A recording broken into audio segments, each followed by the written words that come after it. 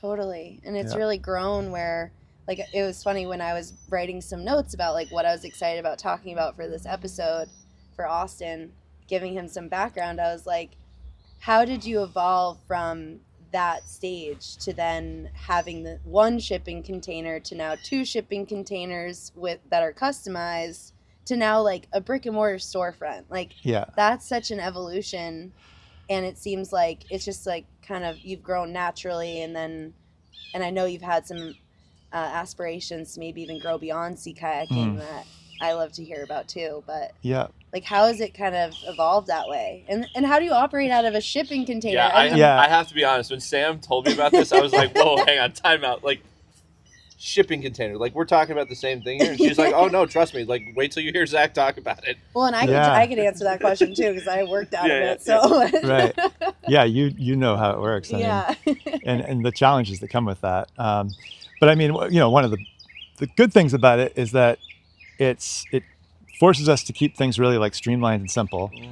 And I mean, also just the fact that we are able to operate like on the waterfront of like the biggest city in the state, you know, real estate that's like very, you know, if you were to like pay normal rent for like a waterfront property, it would obviously be just like way out of our budget. So the fact that we're able to just like have a seasonal arrangement with the city where we just put these shipping containers in, and it allows it to be much more affordable, and just to have access to that spot that's like really so great. And yeah, and it's like it's really been amazing to see how much you can do with like a little space. And I really love businesses that like do so much with a small space. Like I love like Rosemont Market, you know, in Portland, where it's like they have like everything in a full grocery store just like in this little tiny place, you know. And so I think it's amazing how much we do some days, like you know, when we've got like so many tours going out and lessons and just tons of stuff happening, and everything's in this little container. The scale is wild.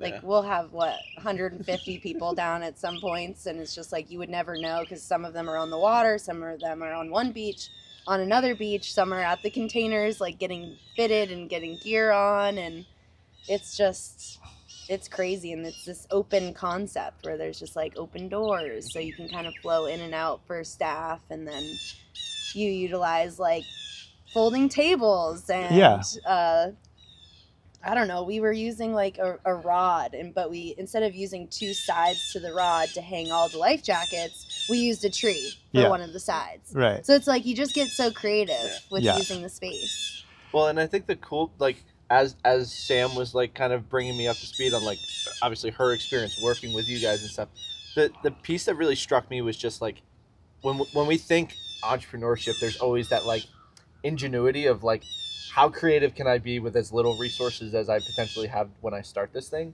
And it was such a really strong sort of connection point of like, oftentimes when we talk about small business startup and all those kinds of things, like it's so enticing to just be like, okay, I'm going to go like 1,000,000 miles an hour, and I'm going to try to do everything that I can, and I'm going to acquire this and acquire that and grow. But like, having that realistic conversation with yourself as a business owner of like, this is what we can do, and this is how we've been able to figure out how to get creative. And like, to your point, the idea of like being able to be on the waterfront in that context, most people are just like, oh well, that's impossible, so I'll take that box off the table, and so maybe it doesn't allow me to have that business in that same way. You know, so it's like those kinds of creative things. I'm always so fascinated by like how small business owner mindset works in all those different contexts. And I think that, you know, with a lot of outdoor businesses and definitely with sea kayaking, like this it's so site specific, you know, like for sea kayaking, like the exposure to wind matters so much, you know, and it's like, you don't think about that when you're making a business plan, like what direction is the wind most likely to blow in this site? It's like, but that's like such that our daily reality as a business, it's like one of the biggest factors is that, you know, like where we are, we have like pretty good protection from the southwest prevailing winds. So that allows us to like operate on so many days that otherwise we'd probably have to cancel our programs. And there's so many little things like that, just that are say specific, but that makes it challenging to grow in some ways, because you can't just like, it's not a cookie cutter thing where you can just like, take what we're doing and just put it some other spot. Yeah. It's like you really have to build the business around like the features of that environment. Yeah, like the trail, like the bike path and the running path, connects you right to where the cruise ships land. So I feel like that's been really beneficial to kind of like attract the tourists to be able to just like walk to then have this paddling experience. So it's like leaning into that. And then, I mean, East End, the promenade has like the food trucks and this beautiful green space. So it's like you can do more with your day, like go on a 2-hour tour, go get lunch, go sit on the prom. Like you can kind of lean into that as well. Totally. Yeah. And that's, I mean, one thing that's kind of different about us from a lot of other sea kayaking companies in Maine or other outdoor companies is that we are like in an urban location. So it's like, people can go out to a fancy restaurant like right after they do the sunset tour. And you can, do all the city stuff at the same time that you can like get in a kayak and like within a short paddle, you can be kind of out in a place that feels pretty wild.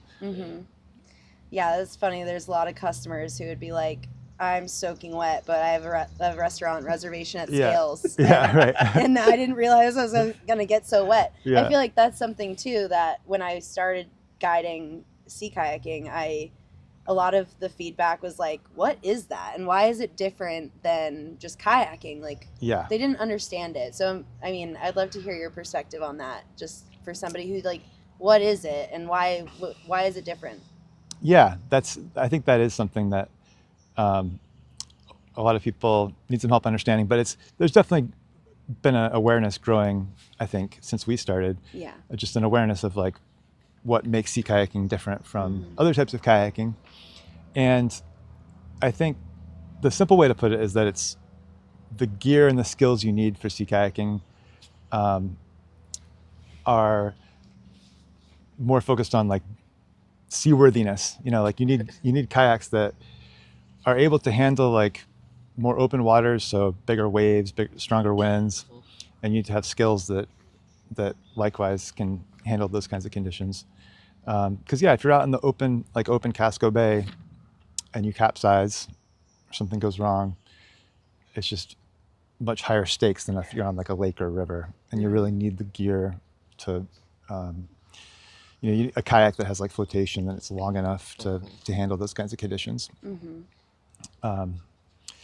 And there's like more skills involved in some ways in sea kayaking, but there's like such a big payoff too, because you can like, compared to a freshwater like lake kayak, if you really develop the skills in a sea kayak, like you can just do so much. You can go further and like go on camping trips and just get to some of the most beautiful places